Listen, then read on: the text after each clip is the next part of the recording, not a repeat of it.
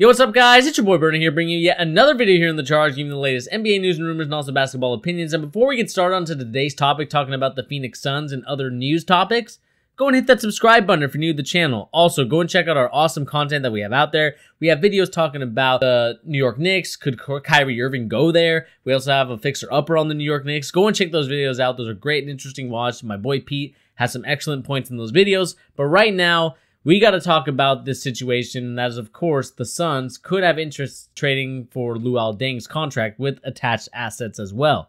And this is what the article goes on to say by Scott Bordeaux of the Arizona Republic. The Suns can get involved in taking the contract of Luol Deng in a package for one of the Lakers' young stars such as Lonzo Ball. Depending on the Lakers' need for cap space, they could also use the stretch provision on Deng.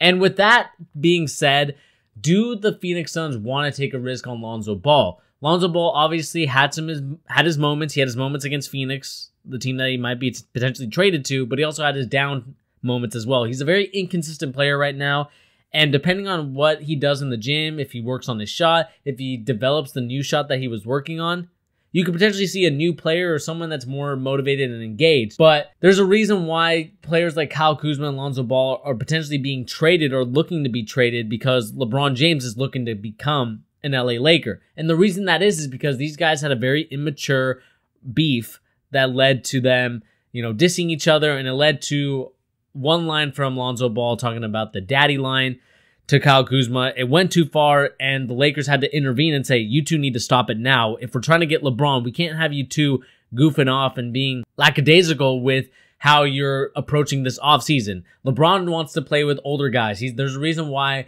he never has a young team, and I've talked about this numerous times in the video before. So going based off what I said, you can't have this happen. You can't allow this to happen, and if you have to trade these two guys to get it done, so be it.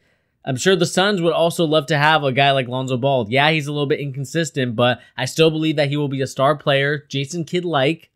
So if you can get him to at least that level, you can honestly build this team around your Devin Bookers, your TJ Warrens, your DeAndre Aytons, and potentially whoever you get at the number 16 pick. You might be able to get Michael Porter Jr. There's rumors that he's falling. Go and check that video out. So there's a lot of things that the Phoenix Suns could do. It'll be interesting to see what they will do with that Luol Deng contract. Obviously, there's not many years left on it, but that was definitely such a bad contract that, could you imagine all that cap space just going away in a year and the Phoenix Suns have the ability to sign someone crazy? If this team can pan out to be what my boy Pete says they can be, then this team should be really, really good in the next couple of years, especially with Devin Booker really maturing as a basketball player, could become an all-star relatively soon, and I'd love to see that, and along with DeAndre Ayton, who could be a centerpiece for this team for years to come. Now, in other news that we have to talk about, there is some reservations that the Lakers and Clippers are having on Kawhi Leonard's quad, and this is coming from Tania Gangol from the Los Angeles Times.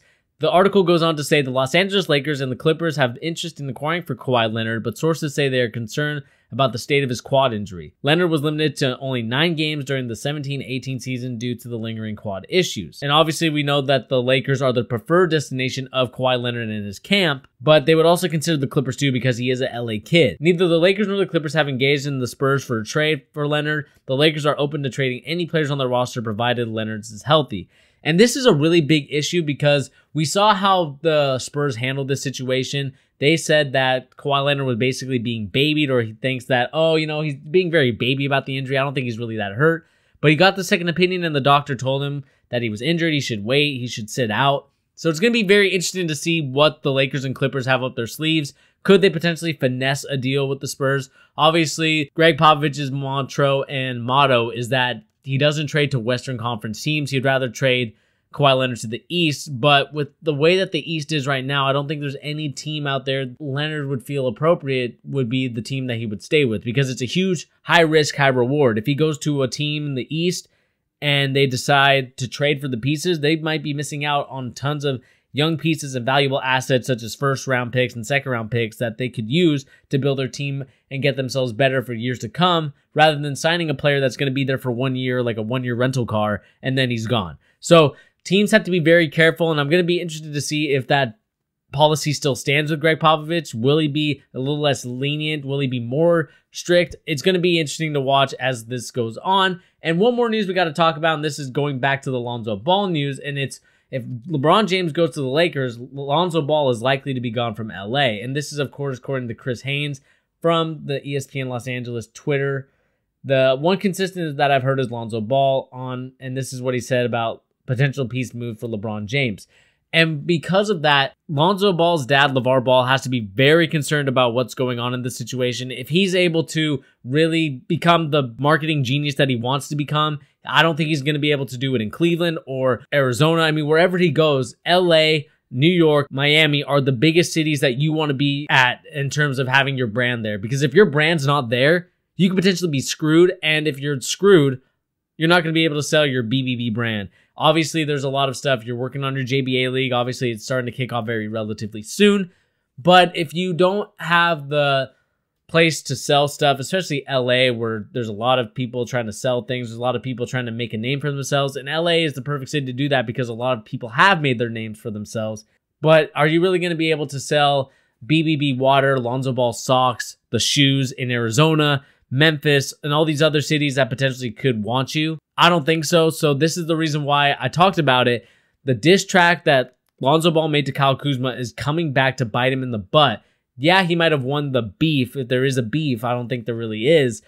He may have won it, but it's at what cost? It's going to cost you your chance at becoming a Laker legend, and it's going to cost you at a chance of playing with LeBron James. There's a reason why LeBron James praised Lonzo Ball about his work ethic. He's quiet. He keeps to himself. He doesn't really show off in front of the media or anything like that. And he likes that in a player. But when you see the diss track, when you see the family antics, when you see the LeVar Ball, the Baller Brand show, you see LiAngelo in the news for the China thing earlier in the year, it's going to come back to bite them in the butt. And if LeVar Ball can just tone down the antics, even though I love his marketing genius, I think he's got something there. If he doesn't tone it down, then you're not going to be able to play with LeBron James. You're going to be playing with some scrub from, I don't know where. I mean, there could be different teams that will want you. I know no one in the NBA is really a scrub, but in terms of, you know, the difference between playing in LA with LeBron and playing in Memphis with Michael Conley, Marc Gasol, or even hell, Orlando with Aaron Gordon. Even though I like Aaron Gordon,